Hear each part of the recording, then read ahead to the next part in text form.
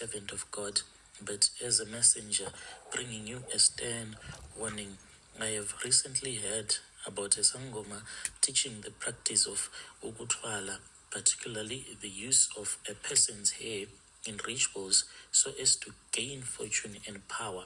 It is important to understand that doing such, you will be tampering with dark forces that can lead to disastrous consequences, not only in the spiritual realm, but also in the lives of those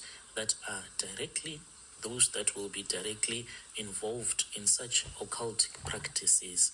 The use of hair in Ukutwala rituals is not just a symbolic act of you saying that I'm just going to use someone's hair to take their good luck.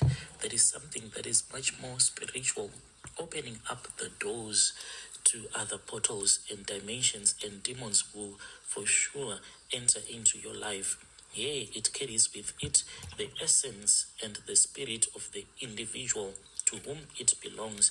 Yes, it is very true that different cultures and different people, they carry with them different gifts, and that is why the Sangoma was saying that you must use hair that belongs to the Pakistans or the white people. When one uses hair in these dark rituals, it's not about just bringing fortune and prosperity. It's about enslaving another person's spirit to one's own ambition. You are essentially binding their very soul, their spirit, to other demonic forces, destroying someone's life, and just for the sake of you getting some fortune. I have had many in my congregation who came to me, most of them that had gone to these people who claim that they know how to create money out of thin air. I have heard so many stories. I have seen the effect when these people fall victim into these rituals, and yet I have seen again those that are innocent that have been used in the same rituals, having everything that belongs to you stolen spiritually, and then it will start to manifest itself in the physical realm. I have seen those that performed these rituals unable to live at their own homes, choosing to abandon their homes to go somewhere to rent. And when they share their stories, it will be like something out of a horror movie, sharing stories of nightmares and even pathologies that they would be seeing in their homes, demonic entities inflicting pain on their children, making them to be sick. And most of these people, when you talk with them, they will all tell you that it started innocently, but the devil, he uses the same manual book. All of them, they will start to complain because they will see that even though they would have gotten some fortune after they would have stolen someone's hair, but in the end, it will be so bad for them. Those who want to go down this path, they will find that this fortune, it will never last long. Any blessings that does not come from the Lord, those blessings, they are not going to last.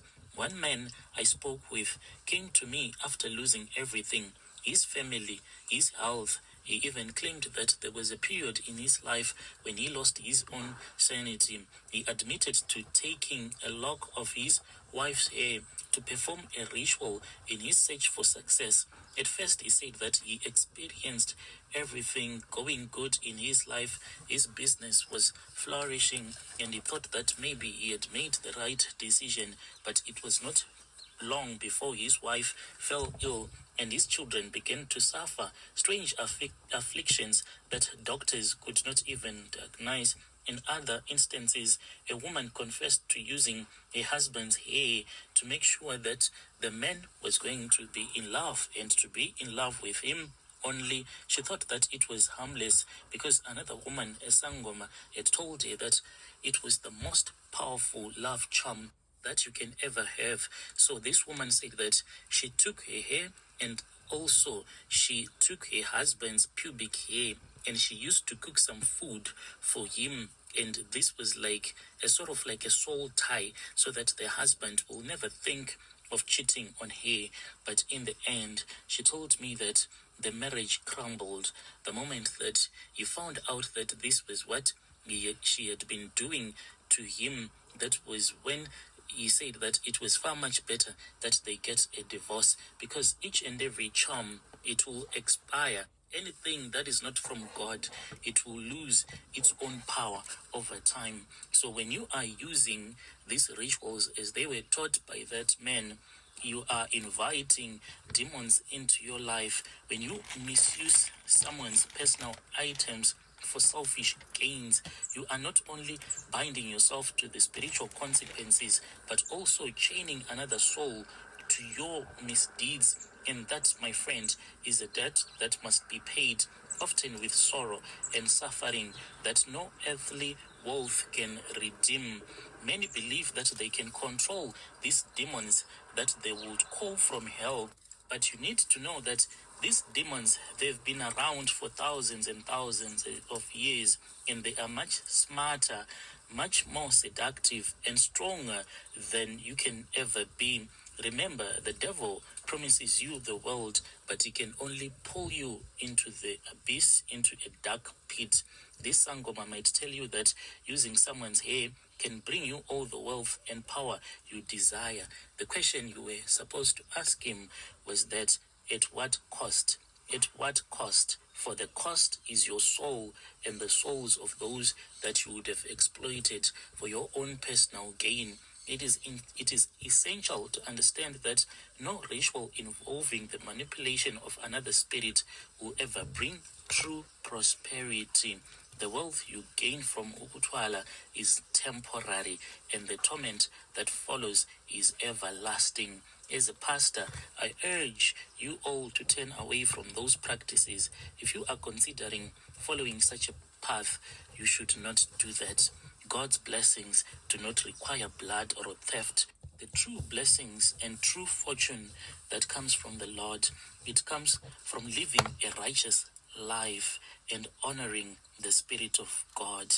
The Bible teaches us that, yes, the love of money is the root of all evil. This saying holds especially true when that love drives one to enslave another spirit through rituals like Ukutwala. I pray that my words today reach your heart. If you are involved in these practices, I urge you to seek deliverance.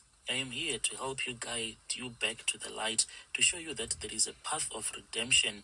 Ukutwala might promise you riches, but in the end, despair will only be waiting for you, and depression when you are left all alone. Turn away from the darkness and remember that God is the only one that has the true power to bless us with wealth and fortune, and no evil can take that away. Let us not be swayed by the lure of quick wealth, but instead seek the eternal treasures that comes from a life rooted in love, compassion, and respect for one another. May the Lord guide your steps and keep you from the snares of the enemy. God bless you all. Dear listeners, right there was a message. Very nice message, my people.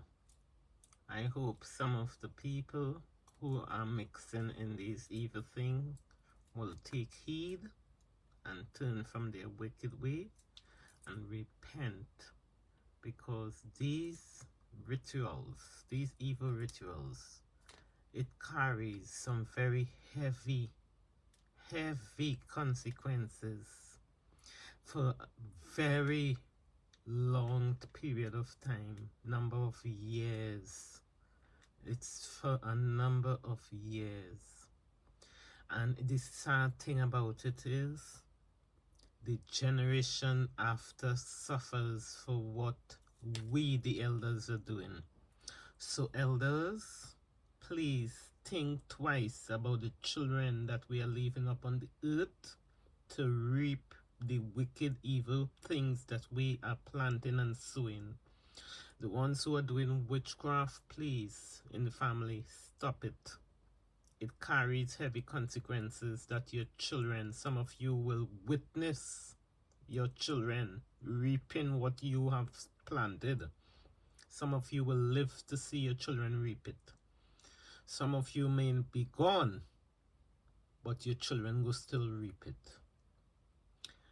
So let's change our ways going into 2025. We are coming to the end of the year, this 2024.